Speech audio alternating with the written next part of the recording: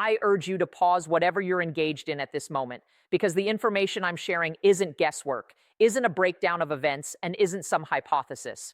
At 7:43 a.m. today, three key Republican figures in the Senate entered Mitch McConnell's office for what was meant to be a standard discussion among leaders. They emerged after 47 minutes, and in the following 2 hours, the capital city exploded into the biggest internal conflict within a political group since the Watergate scandal. This isn't rooted in differences over laws or plans. It's about top Republicans deciding that Donald Trump can no longer be managed, and the spark that set it off will surprise you. If you're invested in the outcome, join this channel immediately and enable alerts, as the coming 72 hours will decide if the Republican group stays whole or breaks apart entirely. Let's dive in. What hasn't been covered widely yet is this. I verified it through 3 distinct contacts within the Senate's Republican group. At 2:17 a.m. on Wednesday, Donald Trump made a phone call to the Senate's top leader. He insisted on a quick decision regarding what he termed the Emergency Authority Growth Bill. He issued a deadline: approve it by Friday or I'll challenge each of you in primaries. He warned of opposing Republicans right in their home areas. By 6:30 a.m., a secret recording emerged, a tape of Trump stating privately, and these are his exact words, "The Senate isn't necessary for me. They answer to me." The tape spread among high-level Republicans. The response wasn't alarm, it was outrage. At 7:43 a.m., an urgent gathering was called. McConnell, Thune, Barrasso, Cornyn, 47 minutes in private. And the choice those 4 individuals made in that space marks the strongest opposition to Trump's influence from inside his own group to date. To grasp the importance of this morning's uprising, consider how Donald Trump has maintained dominance over Senate Republicans during the last 8 years. This isn't tied to shared beliefs. It isn't linked to strategies. It's centered on intimidation. And when intimidation is used skillfully, it can dominate a whole political organization. Let me offer 3 cases that every Republican in the Senate knows deeply. In 2020, Mitt Romney chose to find Trump guilty in the initial impeachment process. Trump's reaction was swift and harsh. Utter failure. Romney faced criticism from his state's own group. He became isolated. His standing suffered. The signal was clear to all other Republican senators: oppose me and face consequences. In 2021, Bill Cassidy opted to convict in the follow-up impeachment. He tried every approach to mend ties. He lowered himself in public view. He aligned with Trump on all key matters. He sought favor that was never granted. And once he lost value, Trump backed his opponent in the primary regardless. The signal grew stronger. Devotion to Trump offers no safeguard. It's merely a postponement. In 2023, Kevin McCarthy arranged an agreement on debt limits. Trump disagreed behind the scenes. Soon after, McCarthy lost his role as House leader. The signal became solid. I can ruin anyone, anytime, for any cause. This illustrates how dictatorial influence operates on the ground. You don't have to target everyone. You simply create precedents. And after those precedents are set, intimidation handles the remainder. For 8 years, that intimidation has been total. Republican senators have seen professions collapse, observed peers ruined, witnessed the cost of opposition unfold live, and each time they've determined that compliance is less risky than pushback. But Trump overlooked one thing. Intimidation only lasts until folks recognize the danger won't fade. And that awareness hit this week, as 3 elements aligned to flip the equation entirely. Element 1, the voting numbers have changed. The 2024 Senate elections look tough for Republicans. 23 of their positions are at stake, compared to just 11 for Democrats. And surveys indicate linking to Trump now hurts more than it helps. Detailed figures from Montana, Ohio, Pennsylvania reveal Republicans trailing by 6 to 8 points when closely associated with Trump.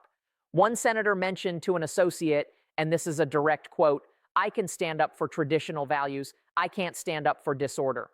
Element 2, the Greenland fiasco isn't merely awkward, it's hazardous. Partners in NATO are worried. The military community is upset. A former high-ranking admiral shared with journalists, "This isn't planning, this is unpredictability." Members of the Senate's defense panel are angry because they see what others might miss. When you warn of force against friendly lands, you're not bargaining, you're upsetting the whole global system. Element 3, the court cases are advancing quickly. Several felony matters are speeding up. The highest court is turning down urgent pauses. Hearing schedules are locking in, and a prominent Republican attorney noted in confidence, "We're set to choose someone who could be locked up federally by November." When you mix voting weaknesses, risky international moves, and legal risks, the evaluation of gains and losses shifts dramatically. All at once, supporting Trump isn't just uneasy, it's career-ending. Based on two insiders who learned about the discussion, this is what unfolded in Mitch McConnell's office that Wednesday morning. The attendees included McConnell, the Senate's minority head and a guardian of traditions, John Thune, the deputy leader, the practical thinker, John Barrasso, the group chair, the supporter feeling the heat, and John Cornyn, a veteran from Texas, embodying the voting concerns all Republicans face now. McConnell began by replaying the tape, the complete 3-minute clip of Donald Trump declaring, "The Senate isn't necessary for me. They answer to me." He replayed it twice. Silence followed. The quiet in that space, per one insider, was overwhelming, as each person there grasped the implication. This wasn't a leader annoyed with lawmakers. This was a leader deeming lawmakers unnecessary. Then the pivotal discussion began. John Thune went first. "We can't justify this. Not the talk about Greenland, not the call for expanded emergency rights, not the warnings to challenge our colleagues. We can't appear on shows and clarify this to tired voters," John Barrasso replied, and his words showed the inner struggle. "If we resist openly, he'll take us down one by one. You know it. We've seen it. Romney, Cassidy, Cheney. Anyone who resisted is finished or sidelined. Why would this end differently?" Mitch McConnell moved closer. "This is why it's different. He'll ruin us no matter what. The issue isn't our political endurance. It's if we fall while shielding him or shielding the system. And I'm saying if we don't set boundaries now, there'll be no system to shield." John Cornyn brought in the voting facts. "In Texas, polls show me behind by 4.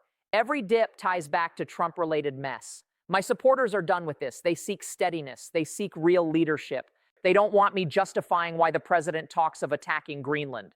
And this point is vital, as McConnell's suggestion wasn't mere token opposition. It was organized. He outlined a strategy.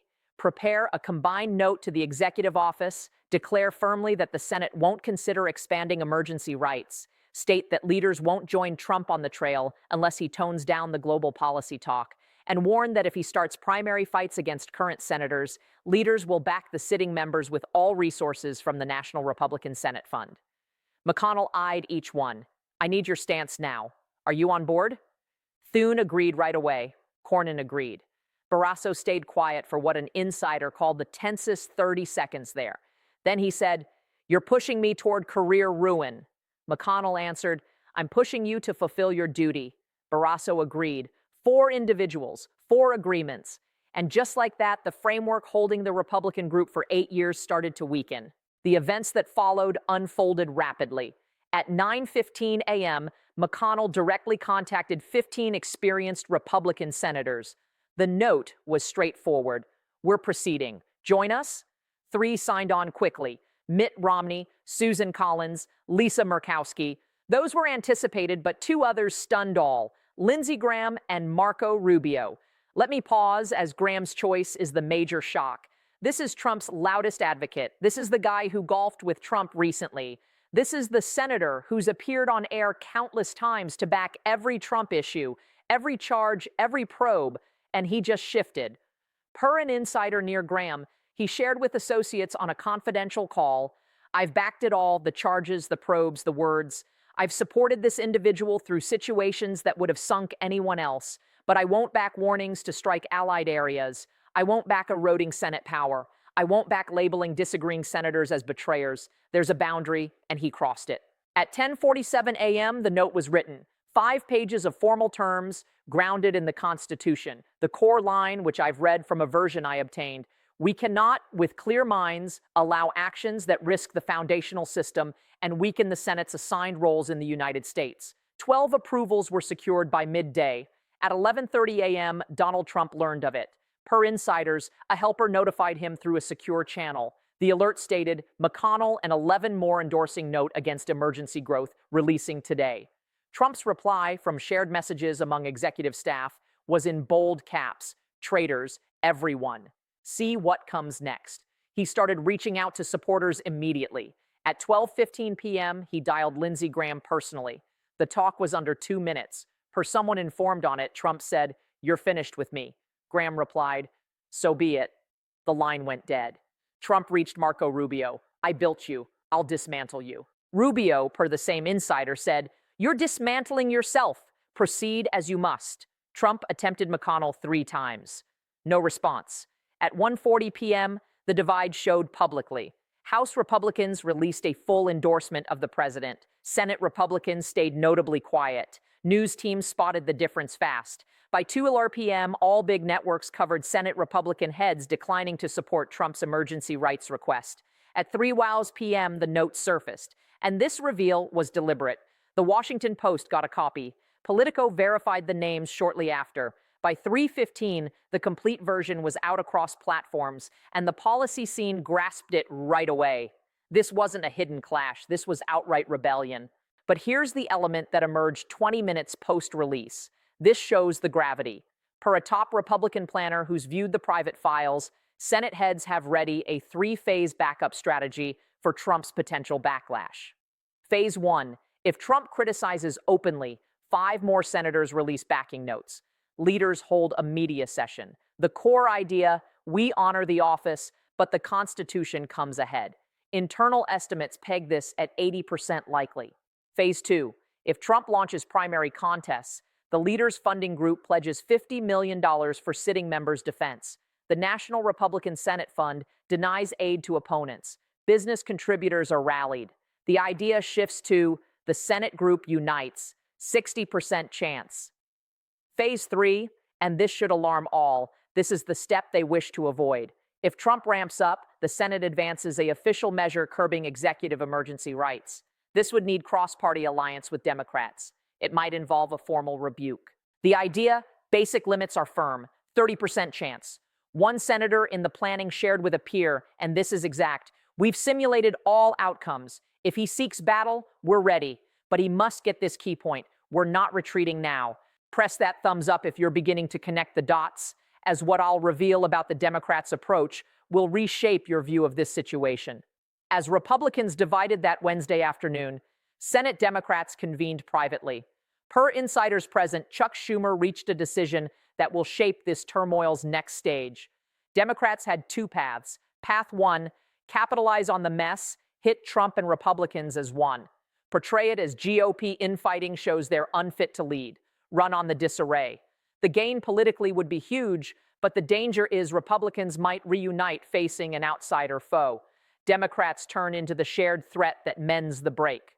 Path 2, foster the uprising. Remain quiet in public.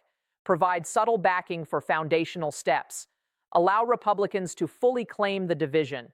The gain is milder, but the tactic ensures Trump can't frame it as party versus party combat. Per 3 insiders on Schumer's views, he picked path 2. And here's its importance. This is strategic redirection. By avoiding strikes, Democrats strip Trump's strongest tool. When Republicans rebel and Democrats hold back, the focus stays purely on Trump against his group. That's a story Trump can't overcome. In the background, Democratic heads guided partners. Avoid comments faulting the Republican note. Skip triumphs on TV, no gloating. Instead, subtle proposals to join on curbing emergency rights laws if Republicans proceed. The note to Senate Republicans: will aid your correct actions without costing you votes. And the Republican reply to this calculated quiet has been striking, since without Democrats as a foe to unite against, the inner splits grow wider, not narrower. Wednesday night, 4:30 p.m., Donald Trump's social platform lit up. 27 entries in 90 minutes, all bold. Establishment types wrecked the group, challenged them all. Senate heads are the hidden elite. The anger is raw and unchecked. At 5:15 p.m., the initial primary contest was declared. A pro-Trump candidate submitted forms in South Carolina. Aim, Lindsey Graham. Graham's reply, given to media outside the Senate: come at me. At 6:40 p.m., evening shows on Fox divided live. Sean Hannity backed Trump fully. Laura Ingraham voiced deep worries over the Greenland talk. Tucker Carlson noted, Republicans are at last displaying resolve. For the first time in ages, right-leaning outlets aren't unified. At 8 p.m., business funders responded. Three key Republican backers released a combined note. We endorse foundational leadership and system steadiness. This is subtle speak. This is the corporate world declaring we're with the Senate, not Trump. At 9:30 p.m., the total hit 17. 17 Republican senators openly behind the McConnell note. 5 additional pledged privately, not out yet. And the key figure all watch is 18.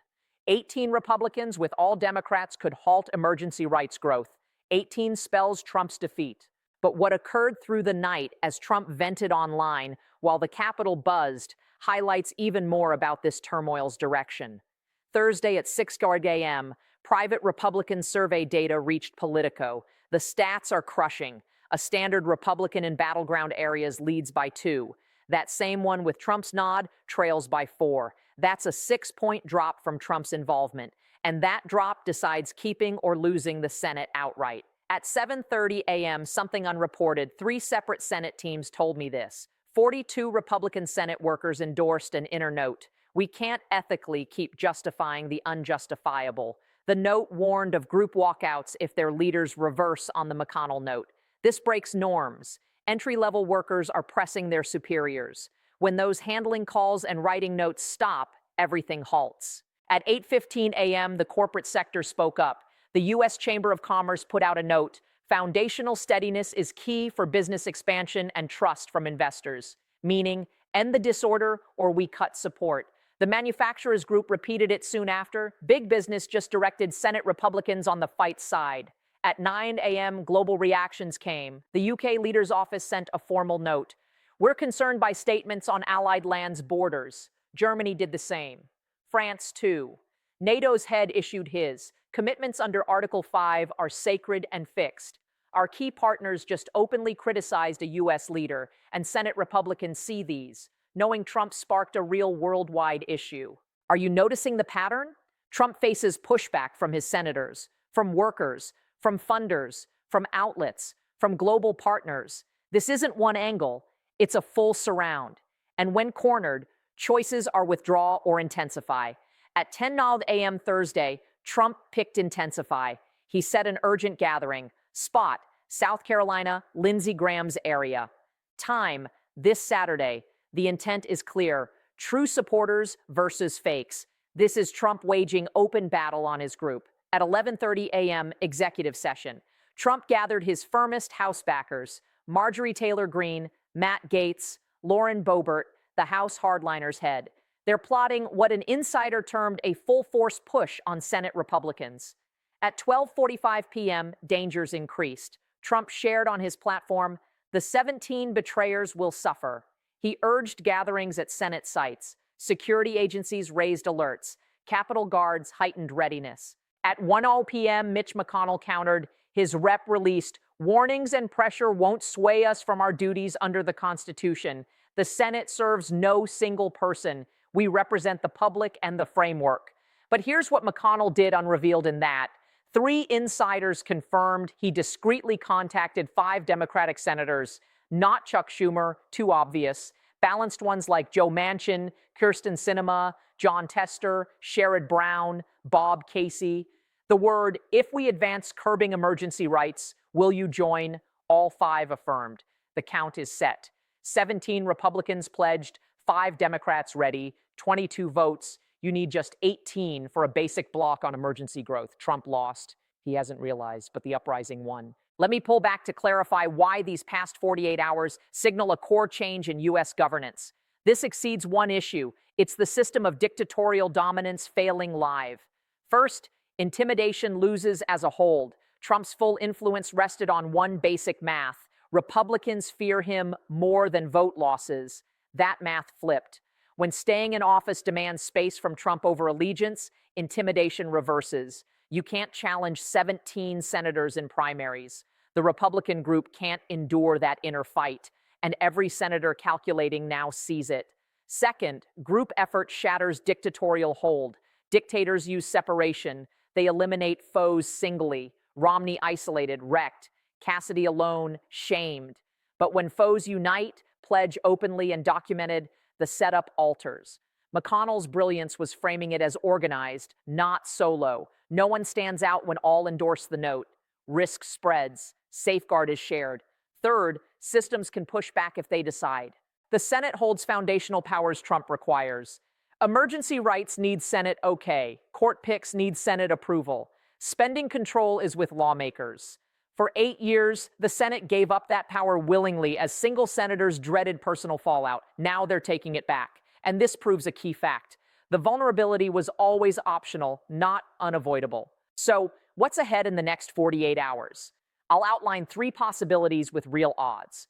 Possibility 1, Trump retreats. He softens the words. He abandons the emergency rights call. He declares success. Talks shift. All claim wins. Odds 25%. Possibility 2, deadlock.